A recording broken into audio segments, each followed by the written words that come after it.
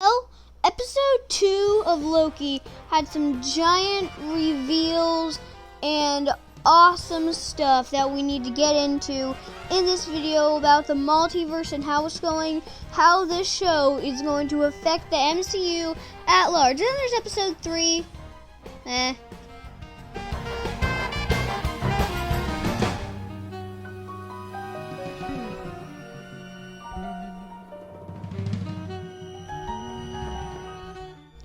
Okay, so there are a lot of things that happened in episode 2, mostly, one thing that a lot of people kind of looked over is that, around the beginning of the episode when they're trying to find the other Loki, which it turns out is a girl version of Loki, they look at, Mobius says that there's a bunch of different Lokis. It's from alternate universes, which means finally the multiverse.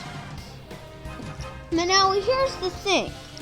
Here's the thing that I want to talk about. Yep. So at the end of the episode, the Lady Loki basically bombs a sacred timeline, creating a bunch of different timelines. What does this mean? So basically, you see, all those other timelines, things were different. Things were always different. But in these timelines, it's different because things are all the same, except there's only one thing that's different. Basically, so there's two ways that the timeline could be, okay? And the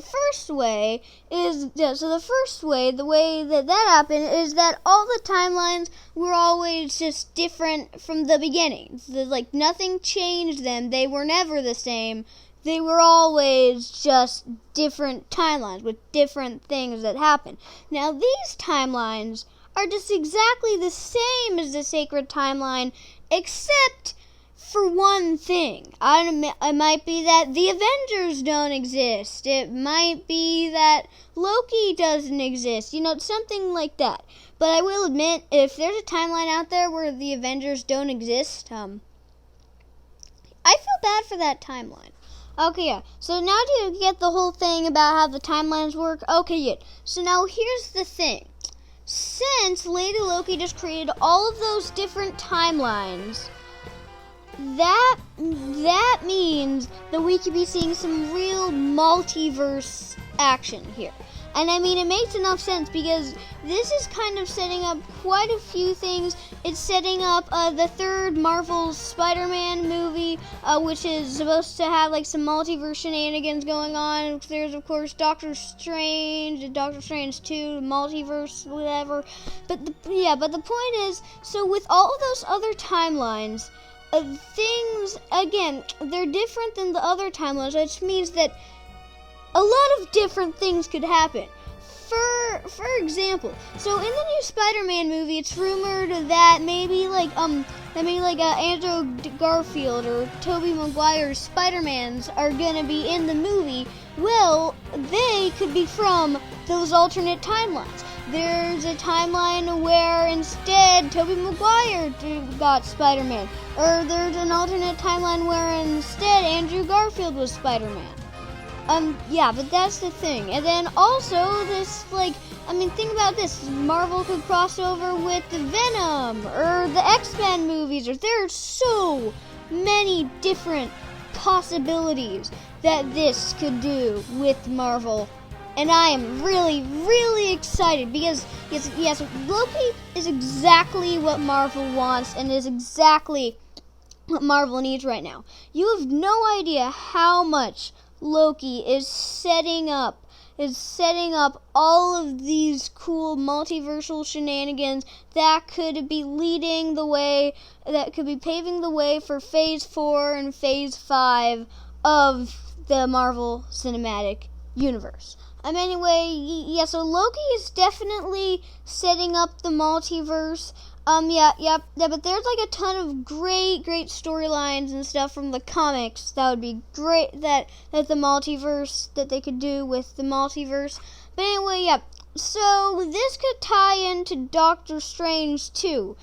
Yeah, so basically, so in Doctor Strange 2, Doctor Strange is probably just going to be, like, traveling the multiverse or doing whatever.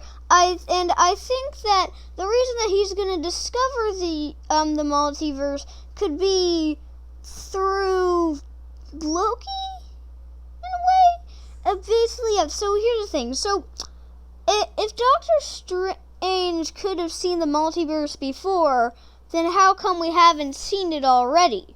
Which is why I think that Doctor Strange, he doesn't know how to go through the multiverse and stuff. Not yet. He's gonna need Loki's help. My God, that just sounded totally ridiculous. I know it sounds ridiculous. That's because it is. But it never say never, okay? Yeah, that theory isn't that good. That's I'll scrap that one. Yeah, but here's the thing.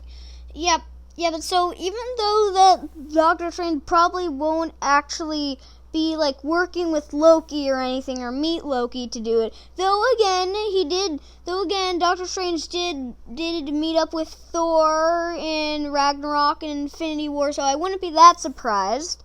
But so there is a chance that like Loki will show it to him, but I think that he'll probably just discover it on his own. And the thing is, and it'll be all thanks to Lady Loki for opening up the multiverse to the MCU so that Doctor Strange can get involved in the whole multiverse thing, and then eventually Spider-Man, so on, etc. Yeah, and then eventually Doctor Strange it is called Doctor Strange in the Multiverse of Madness. So at some point, Doctor Strange is probably gonna just enter like the real multiverse, not just one point in time that's different, like the alternate timelines. It's like an actual multiverse where everything is different. Not everything. Anyway, the point is, but yeah, guys, but here's the thing. How could this tie into other big space things, just like the Eternals? I mean, at some point, the Eternals will probably get involved in this, or Shang-Chi. Shang-Chi's coming out soon. Shang-Chi is definitely gonna have something to do with the Phase 4 storyline, which seems to be going with the multiverse. So what do they have to do with this? Well, you'll have to wait until the next video to find out. So if you want to find out what might happen there, then please smash the like button. Hopefully smash the subscribe button. Oh, by the way, only a few of you guys that watch my videos are actually subscribed. So if you're not subscribed, then just subscribe. I mean, like, you're watching my videos anyway, so what's the point? Just subscribe. It's free. But anyway, guys, yeah, so I am terrible at making these. So, let's know that I am terrible at making these, and most of these theories probably won't come true. But if you like listening to them, then subscribe. Bye.